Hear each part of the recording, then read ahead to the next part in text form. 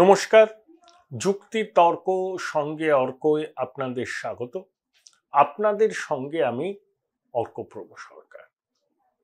বাঙালির জীবনে, আধ্যাত্মিক জীবনে, ব্যক্তিগত পরিসরে রামকৃষ্ণ মঠ ও মিশন ভারত সেবাশ্রম সংঘের গুরুত্ব অপরিসীম। কিছুদিন আগে অধ্যক্ষ মহারাজ রামকৃষ্ণ লোকে গমন করলেন। একজন সর্বত্যাগী সন্ন্যাসীর চরণ স্পর্শ করার জন্য গৃহীদের কি আকুল আরতি দেখলাম। তার শিষ্য শিষ্যারা ভান্ডারা পালন করলেন এবং রামকৃষ্ণ মঠ ও মিশন বিশ্বব্যাপী তার কর্মকাণ্ড, সারা বিশ্ব জুড়ে তার ভক্তরা ছড়িয়ে আছে। স্বামী বিবেকানন্দ, এই ভগিনী নিবেদিতাকে একবার সাংবাদিকরা জিজ্ঞাসা করেছিলেন যে রামকৃষ্ণ এবং বিবেকানন্দর মধ্যে কি আপনি কোনো পার্থক্য দেখেন? তা সিস্টার নিবেদিতা বলেছিলেন, ভারতবর্ষ বিগত 2500 বছর ধরে যে পথ চলেছে, সেই পথের এক উজ্জ্বল আলোকবর্তিকা ছিলেন শ্রী রামকৃষ্ণ, এবং আগামী 5000 বছর ধরে ভারতবর্ষ কোন পথে চলবে তার দিশা দেখিয়ে গেছেন স্বামী বিবেকানন্দ। অর্থনীতির যশস্বী অধ্যাপক বিনয় সরকার রামকৃষ্ণ মঠ ও মিশনের কর্মকাণ্ডকে এক অসাধারণ উপমায় আখ্যায়িত করেছিলেন। তিনি বলেছিলেন রামকৃষ্ণ সাম্রাজ্য। এই রামকৃষ্ণ সাম্রাজ্যের ক্ষয় নেই, বিনাশ নেই। রামকৃষ্ণ সাম্রাজ্য এখন তার শৈশবে আছে। হাজার হাজার বছর আগামী পৃথিবীকে রামকৃষ্ণ সাম্রাজ্য পথ দেখাবে। মহারাজরা রাজনীতির অঙ্গনে প্রবেশ করেন না, কিন্তু তাদেরকে কেউ যদি টেনে আনেন রাজনীতির অঙ্গনে, সেটা তার দায়, সেটা তার ভোট ব্যাংকে তুষ্ট করার প্রয়াস ছাড়া কিছু নয়, যেমনটি করেছেন আমাদের মুখ্যমন্ত্রী মমতা বন্দ্যোপাধ্যায়। ভারত সেবাশ্রম সংঘ, রামকৃষ্ণ মঠ ও মিশনের একটা অংশকে তিনি দাগিয়ে দিতে চেয়েছেন। তার বক্তব্য, কেন্দ্রের শাসক দলের নির্দেশে তারা তাদের ভক্তকুলকে বিজেপির পক্ষে ভোট দেওয়ার জন্য প্রভাবিত করছেন, এবং কার্তিক মহারাজের নাম না করে তিনি বলেছেন, তিনি নাকি বলেছেন যে তৃণমূলের এজেন্ট বসতে দেওয়া হবে না। কার্তিক মহারাজ মানহানির মামলা করেছেন। বেলডাঙ্গায় ভারত সেবাশ্রম সংঘের প্রধান এই কার্তিক মহারাজ ওই অঞ্চলের মানুষ সমাজ সেবার জন্য তাকে দীর্ঘদিন ধরে চেনেন। সেখানে তিনি কোনো ধর্মীয় ভেদাভেদ করেন না। হ্যাঁ, তবে সনাতনীরা নিগৃহীত হলে, আক্রান্ত হলে এই সন্ন্যাসীরা সরব হবেন, এটা স্বাভাবিক। তারা সনাতনীদের আলোকবর্তিকা হিসাবে কাজ করেন। আসলে তুষ্টিকরণ কোন পর্যায়ে পৌঁছেছে সেটা মাননীয়ার বক্তব্য থেকে স্পষ্ট। বাংলায় ভোটের আরো 2টো পর্যায় বাকি আছে। তার আগে এই ধরনের মন্তব্য করে যদি ভোট ব্যাংকে তার পিছনে কনসলিডেট করা যায়, তাতে মাননীয়া এই কঠিন যুদ্ধে কিছুটা বাড়তি অক্সিজেন পেতে পারে। মাননীয়া এবং তার স্পিন ডক্টরসরা অবশেষে বুঝতে পেরেছেন যে ভোট ব্যাংক তার সঙ্গে আর পুরোটা নেই। 100-র মধ্যে 91 জন নেই, হয়তো 55-50 জন আছে, বাকিরা চলে গেছে বাম কংগ্রেসের দিকে। আর যত তিনি ভোট ব্যাংকে তুষ্ট করার চেষ্টা করবেন, ততই সনাতনীরা একটাট্টা হবে। এবারের নির্বাচনে 4 তারিখে একটা জিনিস দেখার আছে যে সনাতনী ভোট ব্যাংক কতটা কনসলিডেট হচ্ছে। 2021-এর বিধানসভা নির্বাচনে সনাতনীরা 54% ভোট বিজেপিকে দিয়েছিল, আর সেটা যদি 60%-এর কাছাকাছি পৌঁছে যায়, তৃণমূল কংগ্রেস এই নির্বাচনে 2 অঙ্ক ছুঁতে পারবে না।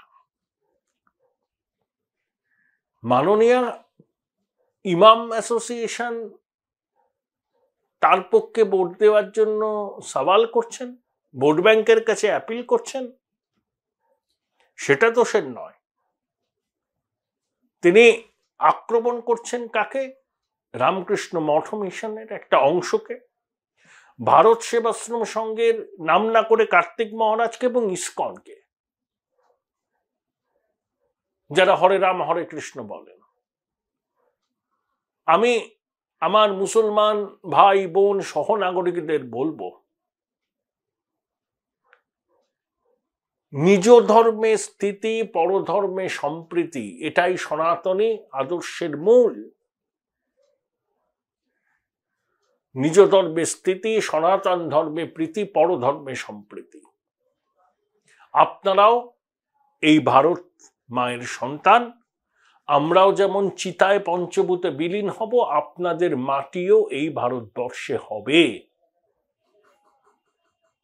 তাই 20 কোটি মুসলমানদের দেশ থেকে তাড়িয়ে দেওয়া হবে বলে যে প্রচার করছে ইন্ডি জোটের তথাকথিত ধর্মনিরপেক্ষ দলগুলো, আপনাদের বুঝতে হবে যে আপনাদের নিছক ভোট ব্যাংক হিসাবে ব্যবহার করাই তাদের একমাত্র উদ্দেশ্য।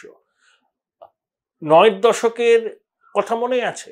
ভোট ঘোষণা হলেই এই তথাকথিত ধর্মনিরপেক্ষ দলের মাতব্বররা দিল্লির জামা মসজিদের ইমামের কাছে সমর্থন ভিক্ষা করতে চেত, কিন্তু জামা মসজিদের ইমামের ফতোয়া জামা মসজিদ সংলগ্ন অঞ্চলের মুসলমানরাও আর গুরুত্ব দেন না। তাই ফতোয়া রাজনীতির দিন শেষ। Join Indian Institute of Hotel Management now. Right choice, right decision. শিক্ষিত মুসলমান যুবক যুবতীরা তারা উন্নয়নের সড়কে হাঁটতে চান, তারা উন্নত জীবন যাপন করতে চান, ডেমোগ্রাফিক ডিভিডেন্ডের ফায়দা নিতে চান, এবং কেন্দ্রীয় সরকার যে যে প্রকল্প করছে সেই প্রকল্পের সুবিধা কিন্তু ধর্ম বর্ণ নির্বিশেষে প্রত্যেক ভারতবাসী পায়, এটা বাস্তব।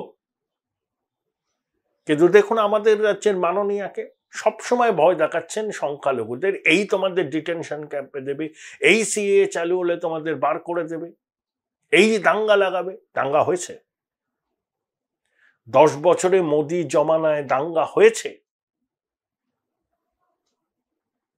এই যে ভুল বোঝানো নিরন্তর প্রয়াস, তাতে সর্বশেষ সংস্করণ হচ্ছে রামকৃষ্ণ মঠ মিশনের একাংশ, ভারত সেবাশ্রম সংঘ এবং ওই ইসকনকে দাগিয়ে দেওয়ার এই প্রচেষ্টার মধ্যে দিয়ে বার্তা দিচ্ছেন, দেখো আমি মঠ মিশনের একটা অংশকেও ছেড়ে কথা বলি না, আমি তোমাদের মাসিহা।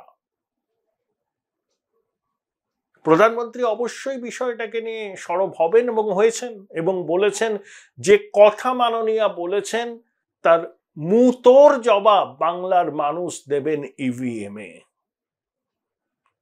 মাননীয়া বুঝতে পেরে গেছেন যে র্যাম্প্যান্ট করাপশন, কিছু না করা লক্ষ্মীর ভান্ডার ছাড়া, এবার মানুষ সাইলেন্ট রেভলিউশন করতে চলেছে। 77-এ যেভাবে কংগ্রেসকে হারিয়েছিল, বাংলাতে জনতা পার্টি বামফ্রন্ট জিতেছিল, বুথ এজেন্ট ছিল না, মিটিং মিছিল করতে পারেনি, তাও সাইলেন্ট রেভলিউশন হয়ে গেছিল বাংলায়। এবারও সেরকম ঘটার সম্ভাবনা প্রবল। প্রশান্ত কিশোর তো ইঙ্গিত দিচ্ছেন যে বিজেপি আনএক্সপেক্টেড ফলাফল করতে চলেছে পশ্চিমবঙ্গে, এবং গ্রাউন্ড রিয়েলিটি এটাই বলছে অনেক বড় বড় ইন্দ্রপতন এবার হওয়া সময়ের অপেক্ষা মাত্র। প্রধানমন্ত্রী এই প্রেক্ষিতে বলেছেন যে ৪ঠা জুন নতুন সরকার গঠন হলে পরেই একজন অপরাধীকেও আর ছেড়ে রাখা হবে না, জেল যাত্রা নিশ্চিত, অনেককেই সারা জীবন জেলে থাকতে হবে। হিন্দিতে বলেছেন, তারপর বাংলায় বলেছেন, পুরুলিয়াতে বলেছেন, ইঙ্গিত খুব স্পষ্ট। বাংলার মানুষের একটা বড় অংশের মধ্যে প্রশ্ন আছে, কেন প্রভাবশালী ছোটবাবু আরো অনেক প্রভাবশালী শেষ পর্যন্ত ইডি সিবিআই এর হাত থেকে বেঁচে যাচ্ছেন, শুধু তলব করা হচ্ছে আর কিছু করা হচ্ছে না। এদিকে হেমন্ত সোরেন, অরবিন্দ কেজরিওয়াল জেলে চলে গেলেন। প্রধানমন্ত্রী আশ্বস্ত করেছেন, সেটাও নাকি মোদির গ্যারান্টি, ৪ঠা জুনের পর এই প্রভাবশালী দুর্নীতিবাজদের খেলা শেষ হবে। এটা তিনি আগেও বলেছেন মোদির গ্যারান্টি। এই সময় কোনো ব্যবস্থা নিলে ১৪ তলা একটা সহানুভূতির হাওয়া তোলবার চেষ্টা করতেন। দেখো দেখো দেখো, আমার দলের লোকদের ইডি সিবিআই গ্রেপ্তার করে নিচ্ছে, প্রতিহিংসা। নির্বাচন পর্ব মিটে যাবে, ফলাফল বেরিয়ে যাবে, অন্য কিছু অঘটন ঘটবে না বলেই আমাদের ধারণা।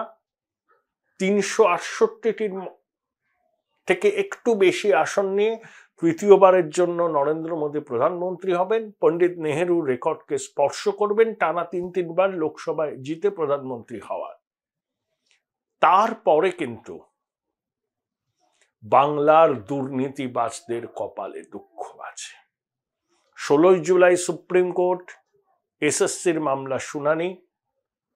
ইতিমধ্যে ৮৩৬১ জন বেআইনিভাবে চাকরি পেয়েছেন বলে জানা যাচ্ছে। সিবিআই তাদের তলব করছে, তারা কিভাবে চাকরি পেয়েছেন, কাকে টাকা দিয়েছেন, কত টাকা দিয়েছেন, কোন দালালকে, কোন নেতাকে, কোন প্রভাবশালীকে, তারা বলতে বাধ্য হবেন সিবিআই এর রগরানির মুখে পড়লে। তারপর লিপস অ্যান্ড বাউন্সের মামলার শুনানি হবে মাননীয় বিচারপতি অমৃতা সেনের এজলাসে। ১০০ দিনের কাজের দুর্নীতির তদন্ত মামলা ২ চলছে। খাদ্য দুর্নীতিতে আবার চার্জশিট পেশ করবে। শেখ শাহজাহানের কত টাকার সম্পত্তি প্রভিশনাল অ্যাটাচমেন্ট করেছেন আপনারা জানেন। তাই পালাবার পথ নেই। কত আদালতে আদালতে ঘুরে রক্ষা কবচ নেবেন, সময় লাগতে পারে, কিন্তু জাস্টিস পাওয়া যাবে। মেঘের আড়ালে লুকিয়ে থাকা যে প্রভাবশালী প্রতিদিন বড় বড় কথা বলছেন, সবাইকে চ্যালেঞ্জ দিচ্ছেন, তিনি যদি অপরাধ করে থাকেন নিস্তার কিন্তু পাবেন না। প্রধানমন্ত্রী এত স্পষ্টভাবে, এত দর্তহীনভাবে এই কথাটা কিন্তু বলে গেছেন, এবং বলেছেন এটা মোদির গ্যারান্টি। সভামঞ্চে দাঁড়িয়ে বলেছেন, এবং বহু মানুষ বিভিন্ন মাধ্যমে তার বক্তব্য শুনেছেন, এবং যখন তিনি বলেছেন গ্যারান্টি, তখন নিশ্চয়ই প্রধানমন্ত্রীর কথাকে বিশ্বাস করবেন অনেকে। সেই বিশ্বাসের মর্যাদা রক্ষার দায়িত্ব প্রধানমন্ত্রীর। দেখুন, তৃণমূল কংগ্রেসের কোনো সমর্থন কেন্দ্রের বিজেপি সরকারের লাগবে না, এমনিতেই তারা খুব ভালোভাবে মেজরিটি পাবে বলে মনে করা হচ্ছে। তাই বাংলায় বিজেপির সরকার আসতে গেলে এই দুর্নীতিগ্রস্তদের বিরুদ্ধে আইন অনুযায়ী কঠোর ব্যবস্থা নিতে হবে। কোনো রকম যদি নরম মনোভাব দেখানো হয় তাদের প্রতি ৪ঠা জুনের পর, তাহলে পশ্চিমবঙ্গে বিজেপি সরকার প্রতিষ্ঠার স্বপ্ন নরেন্দ্র মোদী এবং অমিত শাহের চিরকালের জন্য অধরা থেকে যাবে। এই কথাটা মনে রেখেই যেন তারা আগামী দিনে এজেন্সির কঠোর পদক্ষেপের অনুরোধ করলে সবুজ সংকেত দেন।